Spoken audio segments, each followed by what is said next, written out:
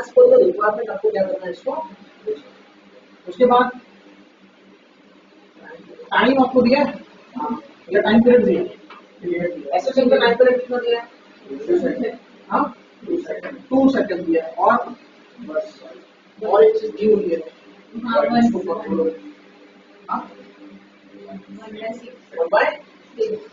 उस चीज को समझो पहले। जब पार्टिकल एसेशन परफॉर्म कर रहा है तो मेन पोजीशन से उसका कितना डिस्प्लेसमेंट हुआ, तो 1/6 सेकंड के बाद हमें वो कैलकुलेट करना है। 1/6 सेकंड यानी इसके बाद 1/6 यानी टी का वैल्यू आपको दिया हुआ है। मेन पोजीशन से कहां तक पहुंचा है वो कैसे पता चलेगा, 1/6 यानी 1/6 से नथिंग बट द टाइम, ठीक है आपका सेकंड। क्लियर है। सो स्मॉल टी का वैल्यू आपको दिया है, स्मॉल टी और टी में डिफरेंस होता है, ये सबसे पहले समझ लो। कैपिटल टी यानी क्या है, टाइम पीरियड, कंप्लीट रिवोल्यूशन का टाइम पीरियड यानी कंप्लीट ऑसिलेशन का टाइम पीरियड, और ये स्मॉल टी यानी कहां पे है पार्टिकल, 1/6 सेकंड। और उसके बाद आपको कैलकुलेट करना है उसका पोटेंशियल एनर्जी है। तो सबसे पहले पोटेंशियल एनर्जी अगर मुझे कैलकुलेट करना है, सबसे पहले स्टार्ट यहां से करो। पोटेंशियल एनर्जी का फॉर्मूला क्या है, हाफ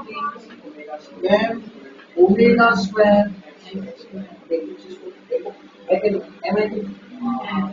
ओमेगा निकालना पड़ेगा, एक्स स्क्वायर आपको दिया हुआ amplitude is not a displacement. आया समझ में। अभी डिस्प्लेसमेंट निकालना है आपको, डिस्प्लेसमेंट कैसे निकालोगे, तो डिस्प्लेसमेंट का harmonic function based formula, harmonic function आपका हमने एक किया था वेवफॉर्म ड्रॉ करते वक्त, y का वैल्यू हमने लिया था 0 क्योंकि एंगल 0 है, कुछ परफॉर्म नहीं हुआ है। यहां से स्टार्ट हो गया यानी y का वैल्यू 0, अगर यहां से स्टार्ट होता है तो आपका ऑसिलेशन 90 यहां से उधर और यहां पे स्टार्ट होता है 270। सो ऑब्वियसली यहां पे हमारा एसेशन कहां पे स्टार्ट हुआ है, मीन पोजीशन से, तो y का वैल्यू 0 रहेगा, यानी x is equal to a sin of omega. अभी इसमें वैल्यूज पुट कर दो, a का वैल्यू क्या है, a का वैल्यू कौन सा डेट ले लो, 5 into 10⁻⁻2 को सपोज ले लेता, sin of सब ब्रैकेट में करना आपको कैलकुलेट, ओमेगा का वैल्यू डायरेक्ट पुट कर दो, ओमेगा पूछा है कि आपको, आप डायरेक्ट इसमें पुट कर सकते हो, सेपरेट भी कर सकते हो, इसमें भी पुट कर सकते हो। ओमेगा का क्या वैल्यू है नहीं पता है, बट टी दिया है ना, तो ओमेगा की जगह पे क्या लिख सकते हो, डिवाइड बाय टी लिख सकते हो, टी का वैल्यू डायरेक्ट पुट कर दो, टी का वैल्यू कितना है 2 इनटू स्मॉल टी का वैल्यू, स्मॉल टी का वैल्यू 1/6, अब इसको करो कैलकुलेट 2 कट। अभी इसको क्या करोगे बताओ, 5/6 को 5/6 को कैलकुलेट मत करो, मैंने उसके जगह पे 22/7 वगैरह आप बोलोगे सर आपने बताया 5 के वैल्यू 3.14 और 22/7 रखना है। अभी जिसको मैथमेटिक्स पता है वो नहीं करेगा ऐसा, क्योंकि सामने आपको दिख रहा है 5/6, 5/6 का डिग्री में वैल्यू होता है, रेडियन, 5/6 इसमें क्या है रेडियन, इसका डिग्री में वैल्यू क्या होता है, पाई का मतलब होता है 180 डिवाइडेड बाय 6 यानी 30 डिग्री, और ट्रिगोनोमेट्री फंक्शन, ट्रिगोनोमेट्री रेशियो का टेबल ये sin of 30 का वैल्यू आपको देता है, sin of 30 का वैल्यू देता है, इसलिए गलती से भी पाई का वैल्यू पुट करके यहाँ पे कैलकुलेट करते उसका भी आंसर आप निकाल सकते हो, ऐसे नहीं बोल रहा हूँ नहीं, आपका जो लॉग टेबल होता है ना उसमें साइन का भी वैल्यू आपको दिया होता है, sine of that angle, but वो ढूंढना पड़ेगा ना, डायरेक्टली आपको ट्रिगोनोमेट्री रेशियो टेबल पता है, साइन ऑफ पाई बाय 6 यानी साइन ऑफ 30, साइन ऑफ 30 का वैल्यू होता है 1/2, क्लियर। सो बस 5 into 10⁻⁻2 को इसकी जगह पे क्या लिख देंगे ना, sign of 5/6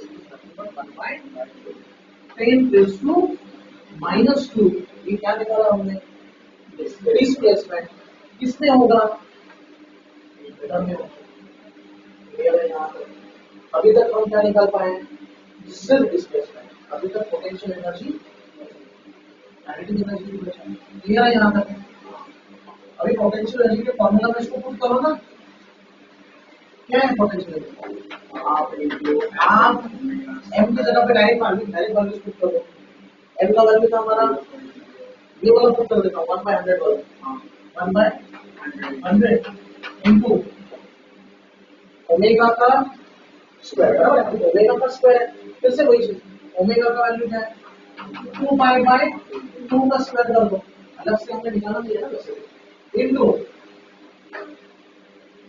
omega square to x square, यानी 2.5 इंटू 10⁻⁻² का भी क्या होगा? वैल्यू शिफ्ट करना पड़ेगा, स्क्वायर करने वाले हैं, कुछ अलग नहीं करने वाले हैं, सिंपल कैलकुलेशन। देखो यहाँ पे सबसे पहले ये हो गया पाई का स्क्वायर, जिसका वैल्यू ऑलरेडी हम डिस्कस कर चुके हैं। पाई स्क्वायर का वैल्यू आपको लेना है 9.8। चलो यहाँ पे दे देते हैं 1/2 as it is, 1/100 as it is, इसके जगह पे लिखेंगे 9.8। अभी 2.5 इंटू 10⁻² का क्या करोगे? तो 2.5 का समहाउ आपको स्क्वायर करना पड़ेगा, मल्टीप्लिकेशन।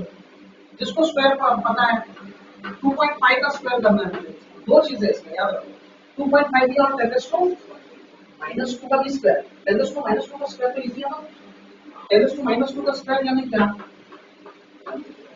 10⁻² का स्क्वायर अलग से यानी क्या? 10⁻² 2 इंटू 2 12। यहाँ पे क्या होगा? उसको कुछ दिक्कत नहीं है। 2.5 का स्क्वायर कैसे करोगे? अभी जिसको 25 का स्क्वायर पता है ना, और जिसको नहीं पता है वो कैलकुलेशन करो। 25 टू 25 ज्यादा डिफिकल्ट।